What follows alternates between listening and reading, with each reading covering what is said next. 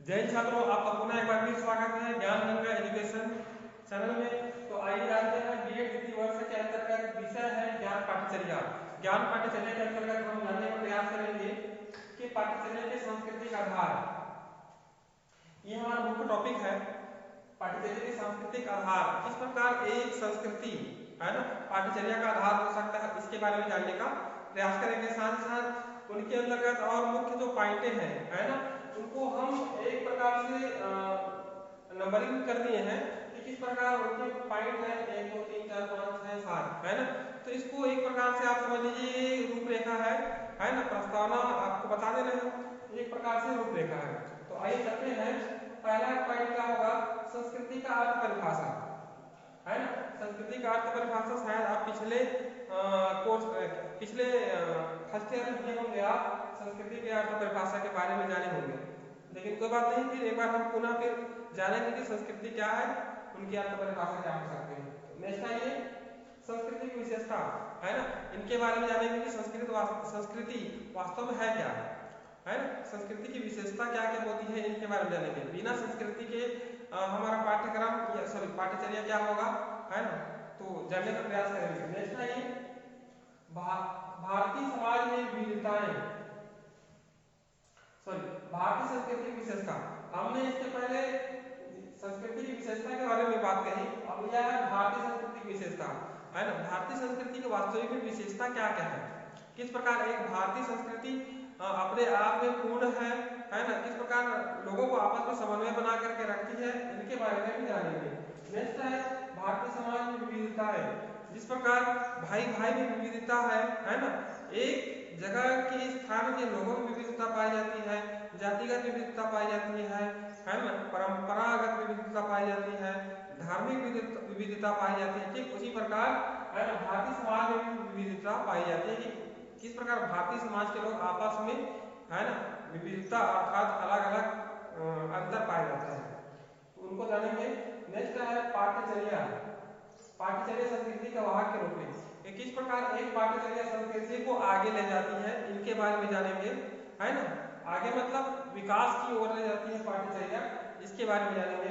Next है संस्कृति और पाठ्यचर्या में अंतर संबंध, कि किस प्रकार एक संस्कृति और पाठ्यचर्या में आपस में संबंध है, मतलब आंतरिक संबंध स्थापित करते हैं, इनके बारे में भी जानेंगे। साथ ही साथ नेक्स्ट है पाठ्यचर्या क्रियान्वयन में बाधाएं, किस प्रकार हम पाठ्यचर्याओं को क्रियान्वित करेंगे अर्थात हम लागू करेंगे, तो लागू करने संबंधी क्या क्या बाधाएं हो सकती है, इनके बारे में भी जानेंगे है ना।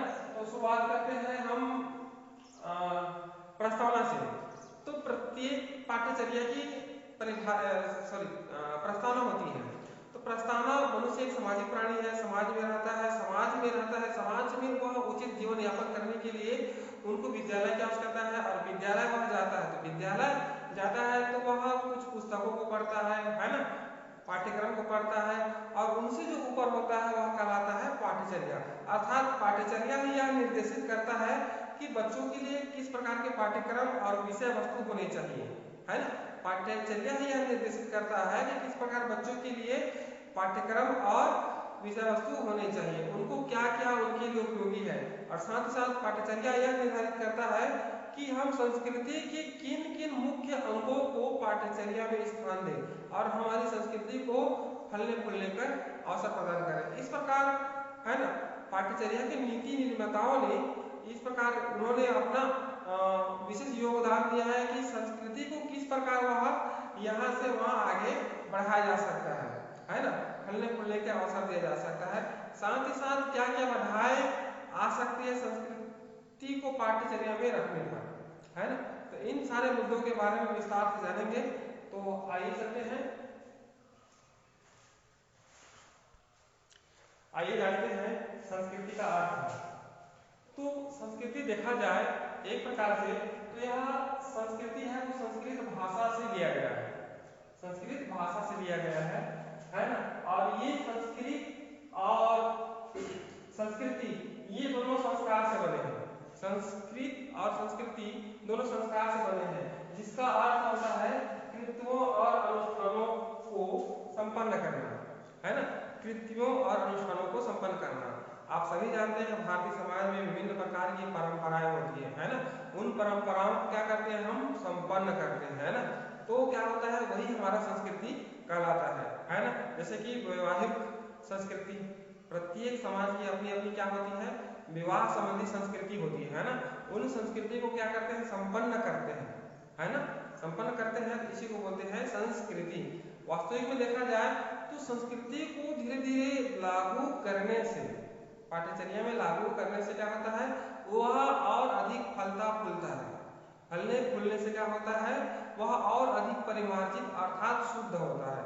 तो इस प्रकार कहा जा सकता है कि संस्कृति का अर्थ है कृत्यों या अनुष्ठानों को संपूर्ण करना।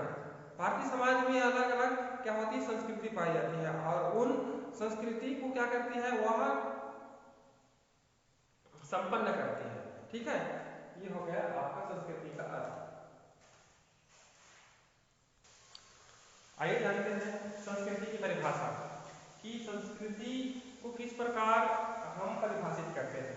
तो रेटफ्रीडन ने परिभाषित किया है, संस्कृति कला और उपकरणों से अभिव्यक्त परंपरागत ज्ञान का वह संगठित रूप है।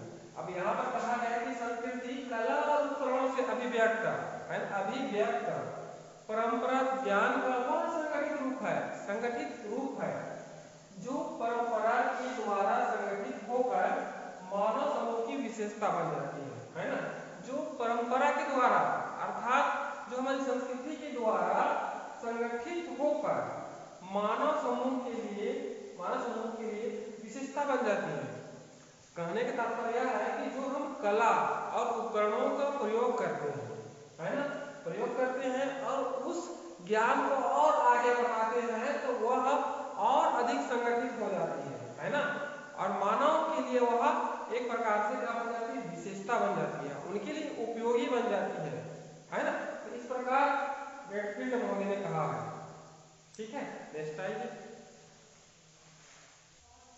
अब देखते हैं,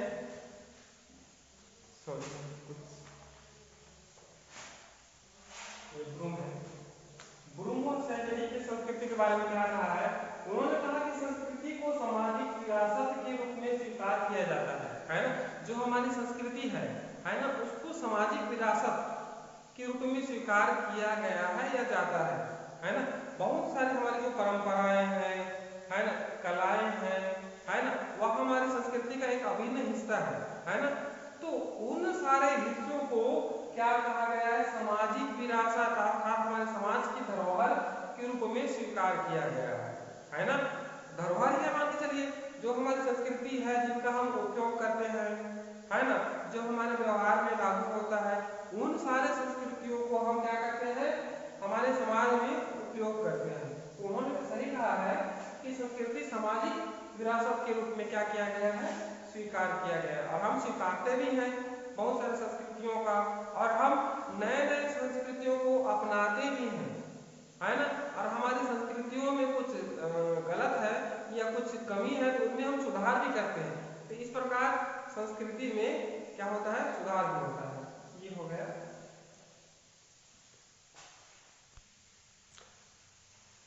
आइए संस्कृति की विशेषताओं के बारे में जानते हैं कि संस्कृति में क्या क्या विशेषताएं पाई जाती हैं।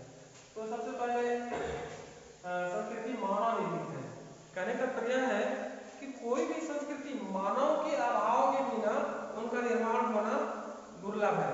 इसलिए कहा जाता है कि मानव की व्यवहार ही उनकी संस्कृति बन जाती है ना।